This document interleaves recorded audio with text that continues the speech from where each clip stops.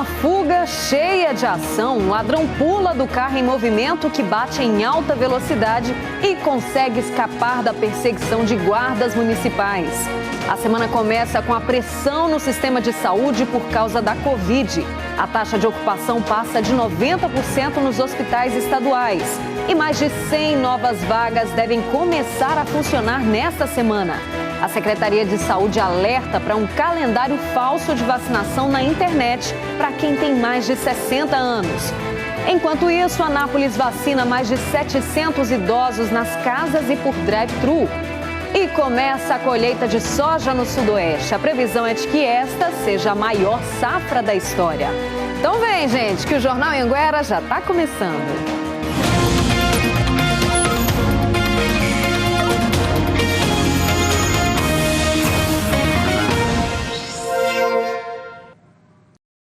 Muito boa noite para você. Agora são 7h12. 2 suspeitos de furtar um carro em Rio Verde fugiram da guarda municipal, se envolveram no acidente e o passageiro que estava no veículo furtado acabou fugindo sem que os guardas percebessem. Arildo Palermo, como é que foi isso? Boa noite para você. Olá, Rosane, boa noite a você e a todos que nos assistem. Olha, a imagem é impressionante, parece até a cena de um filme de ação.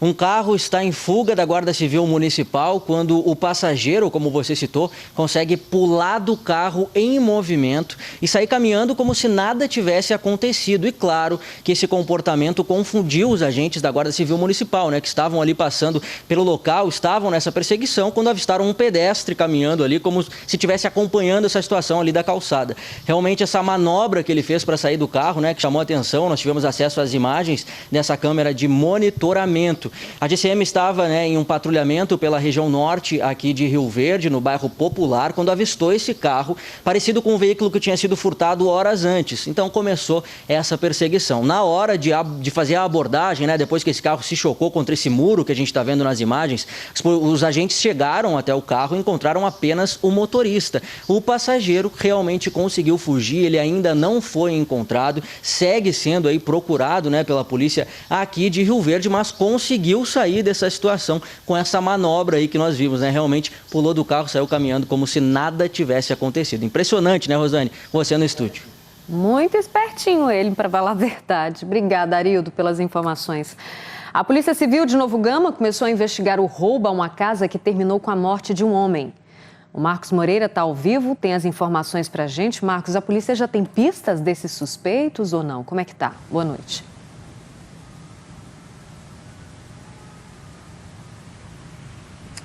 Ainda não, viu, Rosane? Boa noite para você, ótima noite a todos que nos assistem. Nem sinal ainda desses 2 bandidos. A Polícia Civil começou hoje as investigações. Eles ouviram primeiro a esposa da vítima, que prestou depoimento agora à tarde, e eles recolheram também vários materiais da cena do crime para ajudar aí nas investigações. Como o local onde aconteceu esse crime não tem nenhuma câmera de segurança, a polícia acredita que isso pode atrapalhar e prejudicar o esclarecimento dos fatos. Esse crime aconteceu ontem à noite em Novo Gama, por volta das 9 horas da noite. 2 bandidos pularam o muro da residência e tentaram aí roubar diversos produtos, né, materiais, eletrodomésticos, computadores, televisores, e fizeram várias agressões a esse casal, mantiveram eles refém. Quando eles estavam saindo com todos os bens, o marido dela agrediu um dos assaltantes e foi morto com golpes de faca, Alex Fagner da Silva, de 37 anos. Hoje à tarde nós estivemos lá em Novo Gama e conversamos com a tia dele, que também é irmã de criação. Vamos ouvir o que ela disse. Ele reagiu ao assalto, porque eles foram enforcar a mulher dele, ele foi lá e defendeu ela e morreu. Ele morreu, ele foi um herói, ela mesmo falou. Eles roubaram tudo dela, levaram tudo, levaram os bens, levaram o carro.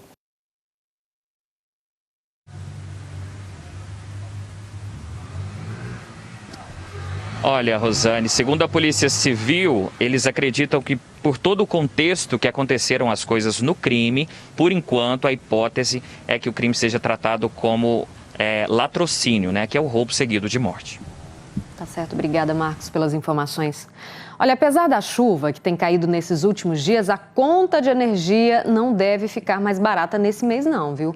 A Agência Nacional de Energia Elétrica, a ANEEL, anunciou que segue bandeira amarela nas contas de luz.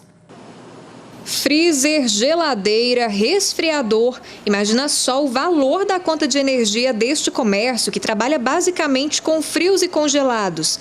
A média é de R$ 5.000 mensais. Além do mais, a gente também tem 2 câmaras frias, uma de congelados e uma de resfriados, que também precisam ficar constantemente ligados.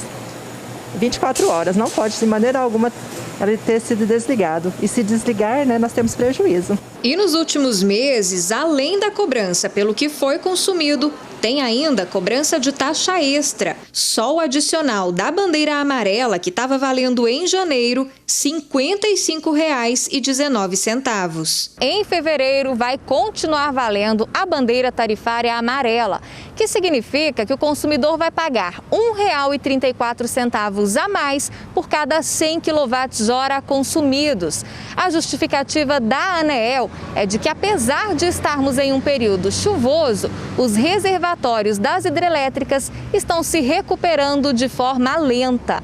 E como o sistema de bandeiras foi criado para gerir o valor cobrado dos consumidores a partir das condições de geração de energia, a cobrança extra vai continuar.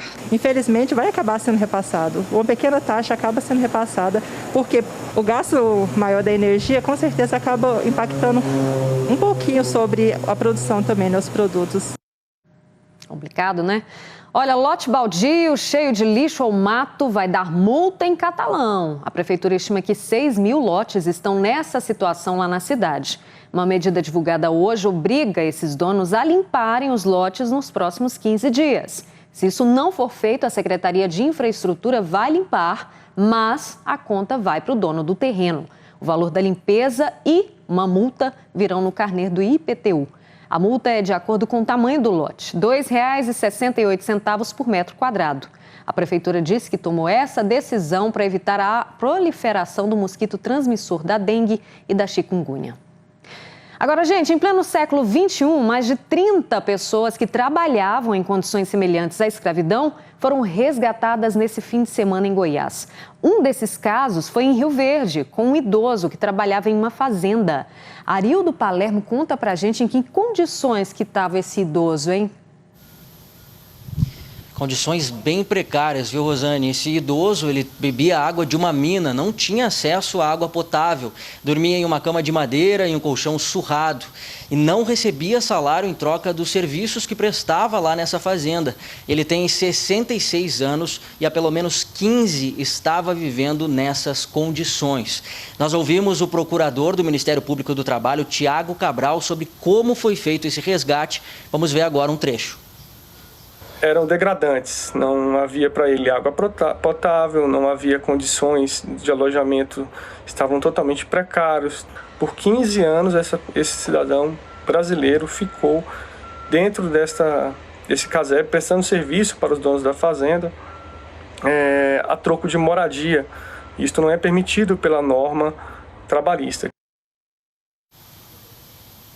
A boa notícia, Rosane, é que esse homem já está com os familiares, portanto já está recebendo aí um tratamento, tentando ter uma recuperação dessa situação. Essa operação realizada pela Polícia Federal retirou 34 trabalhadores em condições semelhantes a essa aqui do estado. Fez o resgate, na verdade, desses trabalhadores. Um aqui em Rio Verde, 27 em Caldas Novas e 6 lá em Cristalina, na região do entorno do Distrito Federal. Essa foi a maior força-tarefa, para tirar trabalhadores desse tipo de situação aqui no estado.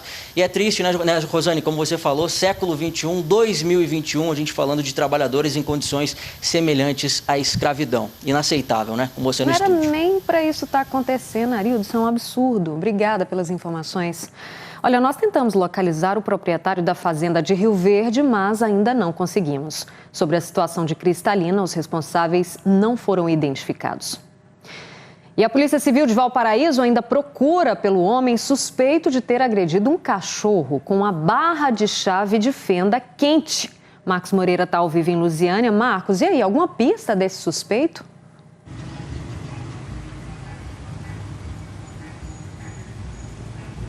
Não, Rosane, até agora nada, viu? A polícia já tentou localizar esse homem, mas até agora ele não foi encontrado.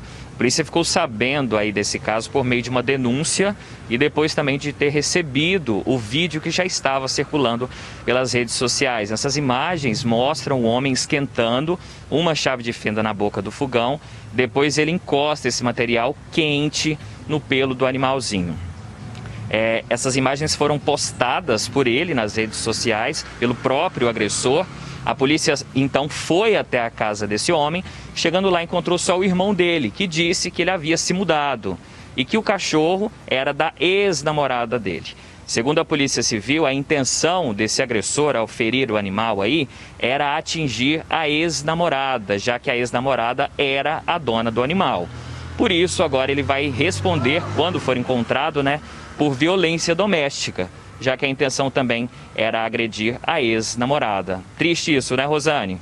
Que absurdo isso, gente. Você tem informação sobre esse cara, entre em contato com a polícia. Não tem condição isso não, gente. Uma maldade o que ele fez. Se ele faz isso com o animal, imagina, ainda tinha intenção de fazer com a namorada. Isso é um absurdo. Ele deve ter algum distúrbio psicológico. Não acredito que uma pessoa em sã consciência faz isso. Enfim, obrigada, Marcos. E olha, uma pessoa morreu, 4 ficaram feridas em um acidente que aconteceu em Águas Lindas de Goiás. Segundo os bombeiros, o carro com 5 pessoas capotou na estrada de terra que liga Braslândia, no Distrito Federal, a Águas Lindas, aqui em Goiás. O motorista disse aos bombeiros que perdeu o controle da direção do veículo, bateu em um barranco e por isso capotou. Uma mulher de 50 anos morreu no local. Já os outros 4 ocupantes, entre eles uma menina de 2 anos, foram levados para um hospital no Distrito Federal com ferimentos leves e passam bem. E olha, os casos de Covid continuam disparados aqui em Goiás. Vamos ver então a última atualização da Secretaria de Saúde aqui no telão, olha só. Então até agora são 351.688 casos registrados em Goiás, com 7.489 mortes. Mais de 338 mil já se recuperaram. E olha, aumenta, a cada dia a pressão no sistema de saúde por leitos de UTI para Covid-19. Hoje, a taxa de ocupação na rede estadual passou de 90%. Mais de 100 novas vagas estão sendo abertas em diferentes regiões a partir desta semana. Nessa festa em Aparecida de Goiânia, no fim de semana, foi difícil encontrar nas imagens alguém usando máscara. Espaço lotado e música alta.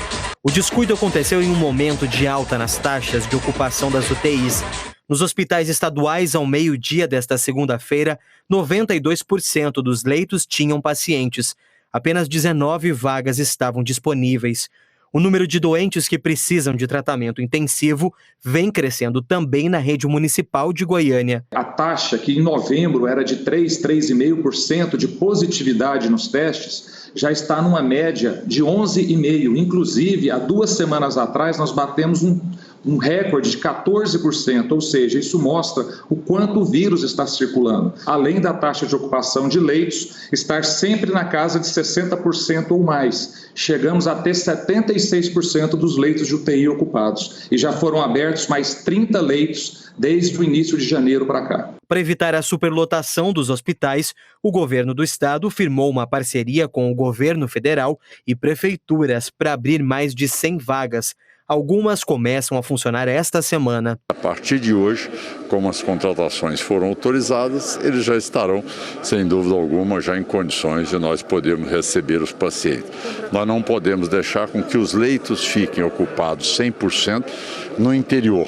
Os pacientes com menor gravidade serão deslocados para que a gente abra sempre leitos nas regiões mais distantes aqui da capital. A distribuição dos leitos vai ser assim: 14 no Hospital de Campanha de Goiânia, 10 em Trindade, 11 em Senador Canedo, 26 em Nerópolis, 10 em Itumbiara, 5 em Porangatu.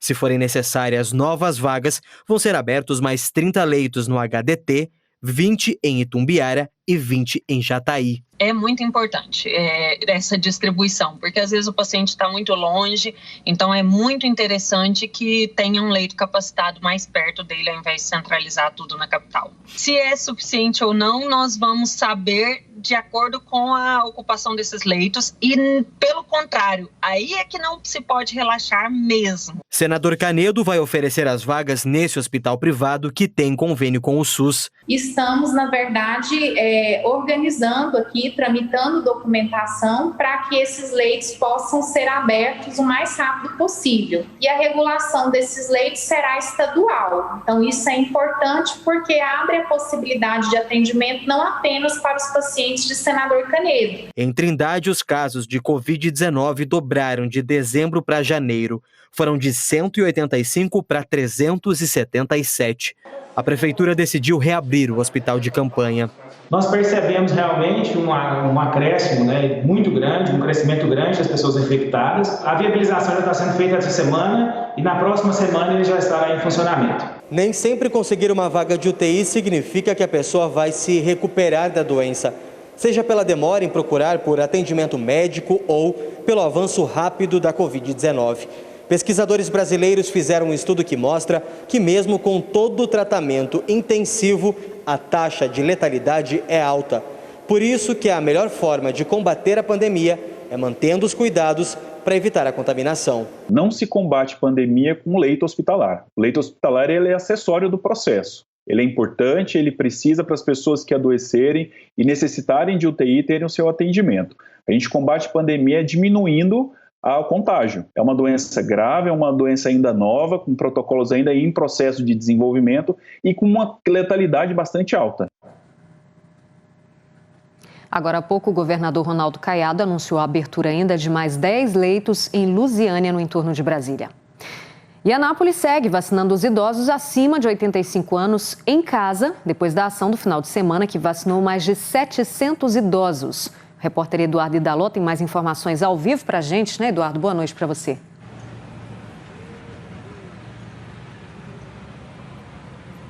Oi, Rosane, boa noite para você. Pois é, a vacinação aconteceu aqui em Anápolis no fim de semana. Foi a primeira cidade goiana a realizar a vacinação de idosos acima de 85 anos no sistema drive-thru.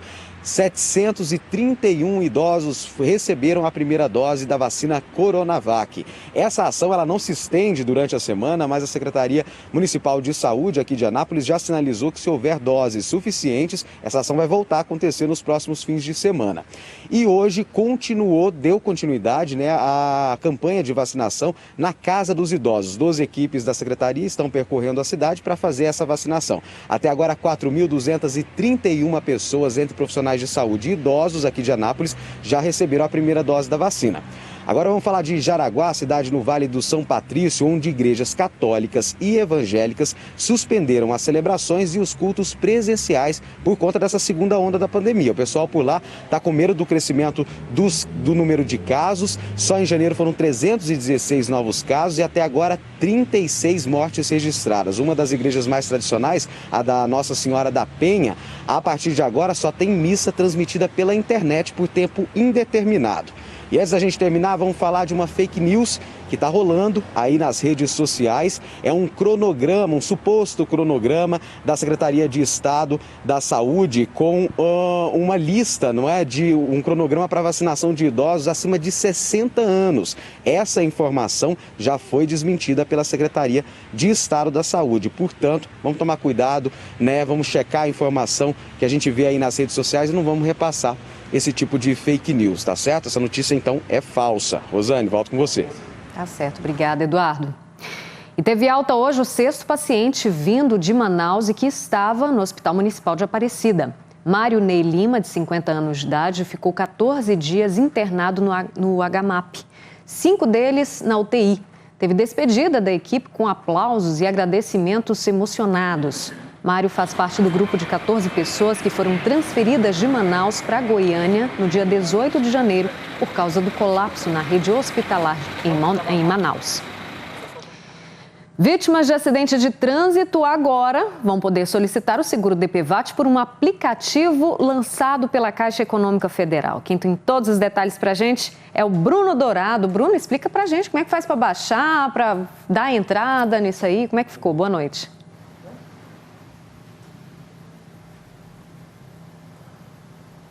Oi, Rosane, boa noite para você, boa noite a todos. Pois é, agora as vítimas de acidentes de trânsito poderão dar entrada, na indenização pelo aplicativo DPVAT, que foi lançado ontem e agora está sob o comando da Caixa Econômica Federal, e poderão sacar até R$ 13.500. Tem direito qualquer vítima de acidente de trânsito envolvendo carros, motos, ônibus e caminhões, seja motoristas, passageiros ou pedestres e seus beneficiários. São cobertos casos de morte, invalidez permanente ou parcial e reembolsos de despesas médicas hospitalares da rede privada por danos físicos causados pelos acidentes de trânsito.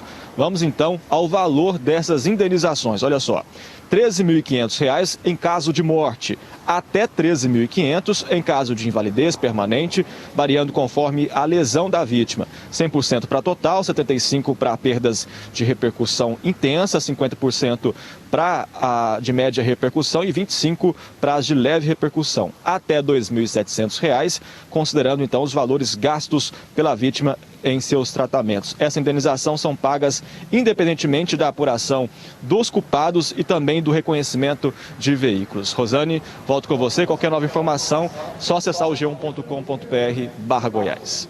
Tá certo, mais praticidade para todo mundo. Obrigada, Bruno. A seguir, a campanha para evitar ataques de piranhas no sul do estado. E a semana começa com chuva forte em várias cidades goianas. Agora são 7h32, já a gente volta.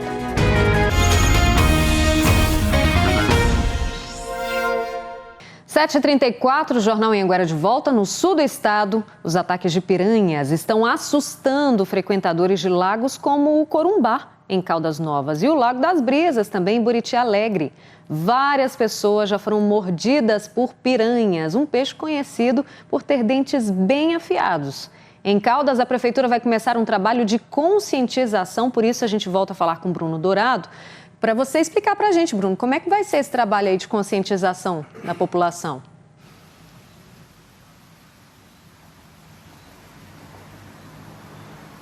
Exatamente, Rosane, conscientização importante, né? Segundo a Secretaria de Meio Ambiente de Caldas Novas aqui no sul do estado, essas orientações são para evitar então o contato das piranhas com os banhistas nos lagos lá de Caldas Novas. Bom, são orientações como cuidados com o consumo de alimentos no local, ali próximo à água, importante porque isso atrai os animais. Pessoas que tiverem algum tipo de corte na pele que possa sangrar, evitar então entrar na água para não atrair as piranhas. Quem for atacado, procurar imediatamente uma unidade de saúde para realizar todos os procedimentos adequados. Em Caldas Novas, só em janeiro foram registrados 9 ataques de piranhas a pessoas no Lago Corumbá. Nesse final de semana, a Santa Casa de Buriti Alegre confirmou que atendeu 3 pessoas atacadas por peixes piranha no Lago das Brisas, incluindo uma criança de 10 anos. Bom, essas ações lá em Caldas Novas estão previstas para acontecer na próxima quarta-feira. Todo cuidado é pouco, né, Rosane? Volto com você. Com certeza, né? Não vamos deixar o passeio terminar de um jeito desagradável. Obrigada, Bruno. E olha, a Prefeitura de Buriti Alegre disse que os cardumes de piranhas no Lago das Brisas aumentaram por 2 motivos. A pesca com arpão do tucunaré, que é um predador natural das piranhas, e os restos de comida deixados por frequentadores às margens do lago. A Prefeitura diz que estuda formas de controlar esta superpopulação de piranhas e pede que as pessoas evitem a pesca predatória no lago, além de jogar o lixo no lugar certo, né, gente? Um temporal assustou os moradores de Campo Norte, chegou a derrubar o telhado de uma quadra esportiva de uma escola. O vento, olha, chegou a 100 km por hora. Foi tão forte que a estrutura metálica do galpão desabou. Árvores também foram arrancadas. Os moradores ficaram assustados. A professora Eva Queiroz, que mandou essas fotos para a gente, disse que se escondeu com medo. Como é que não esconde, né, gente? E hoje também teve chuva forte na região metropolitana de Goiânia e também em outras regiões do estado. Caiu até granizo em algumas cidades. Olha aí. Chuva de granizo em Aparecida de Goiânia. Quem estava na rua procurou se proteger. Na avenida, o trânsito ficou lento. No setor Garavelo, o temporal veio com ventania. E o vento forte quase levou o toldo na loja perto do terminal. A água se acumulou na baixada da Avenida Elis Alves Forte, no anel viário. Quem diz que a baixada não tem peixe é porque não viu baiano. Um semáforo caiu com a força da chuva no Veiga Jardim. Derrubou o semáforo aqui, ó, na Avenida Escultor Veiga Vale, aqui, ó, no Veiga Jardim.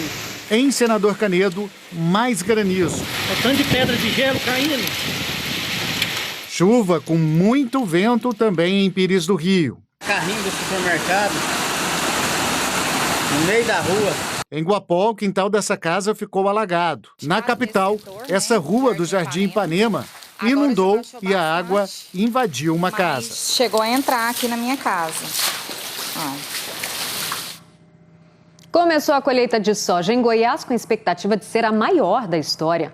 A falta de chuva prejudicou a produtividade, mas, em compensação, a área plantada aumentou e deve garantir a safra recorde.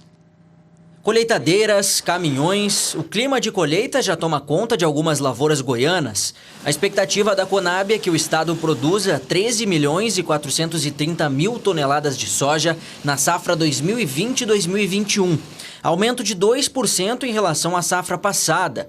O Gabriel plantou 384 hectares do grão no dia 19 de outubro. Esse ano, graças a Deus, eu tive uma chuva mais cedo, então eu arrisquei um pouco mais cedo e deu certo. Então, se você colhe primeiro, teoricamente, está todo mundo buscando aquele produto seu, né? Já o seu Ivan Bruselli não teve a mesma sorte. A expectativa era de colher 65 sacas por hectare, mas a realidade mostrou um rendimento de 50 sacas. Ela passou a maior parte do tempo dela sem água suficiente para ela desenvolver. Ela reduziu o porte e reduziu a produtividade também. A falta de chuva foi um obstáculo aos agricultores goianos. Alguns tiveram perdas na produtividade. Mesmo assim, a expectativa de produção estadual é boa. Com o preço da saca acima dos R$ 150, muitos pecuaristas resolveram investir na agricultura e dedicar suas áreas ao cultivo da soja. A área plantada cresceu muito sobre as pastagens. Com o aumento da área plantada e uma boa produtividade, nós teremos a maior safra da história do Brasil e a maior safra da história de Goiás. Um tamanduá deu um passeio por um dos lagos de Jataí. A fotógrafa Vânia Santana foi quem fez o registro. Ela estava passando de carro e viu o tamanduá atravessando a rua e depois correndo na calçada. Ela não viu para onde ele foi, mas acredita que o tamanduá deve ter entrado ali numa área verde no entorno do lago. E a nossa imagem do dia vem lá de Rio Verde, ao flagrante do nosso cinegrafista Onofre Arantes. Repara só nesses micos-leões numa área de mata ali no bairro Renovação. Que lindeza, gente! Os moradores do bairro contaram que com muita frequência eles ficam lá nas árvores da região, dando sopa. Olha só que bacana. Lindo! Agora 7h40, tô indo embora. Amanhã tem mais. Um beijo, um cheiro pra vocês. Te espero no J1. Hoje a gente encerra com imagens de Catalão.